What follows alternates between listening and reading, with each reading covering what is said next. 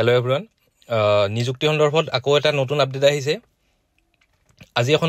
notice ওলাইছিলে যে grade 3 পোষ্টসমূহৰ department এলোকেশ্যন হৈ গৈছে আৰু 4 নৱেম্বৰৰ দিনৰ 12টা বজাৰ পৰা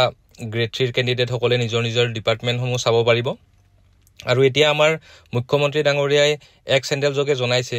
তেওঁ লিখিছে today our teams successfully completed the department allocation of candidates selected for grade 3 and grade 4 post through a transparent randomization process অৰ্থাৎ grade 4 সকলৰ কাৰণেও যিখিনি randomization process সেইখিনি সমাপ্ত হৈছে বুলি তেওঁ জনাইছে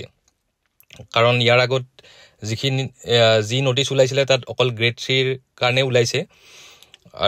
অতি সোনকালে grade 4 সকলৰ বাবেও যিখিনি ডিপাৰ্টমেণ্ট আছে তাৰ নোটিছ নিশ্চয়কৈ ওলাব কাৰণ তেখেতে আপডেট দিছে যেহেতু তাৰ পিছত লিখিছে the next stage will involve directorate and district wise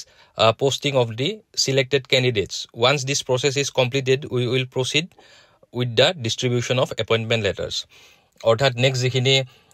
কোনখন ডিস্ট্ৰিক্টত ডিপাৰ্টমেণ্টে আপোনাক মানে পোষ্টিং কৰিব আৰু কোনটো জেগাত মানে কৰিব সেইখিনি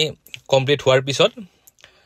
এপইন্টমেন্ট লেটাৰ খিনি ডিস্ট্ৰিবিউশন তেওঁলোকে কৰিব পাৰিব তো অতি সোনকালে আহিব নিযুক্তিৰ যিটো দিন অৰ্থাৎ এপইন্টমেন্ট লেটাৰছ ডিস্ট্ৰিবিউশন সেৰেমনিটো অতি সোনকালে আহিব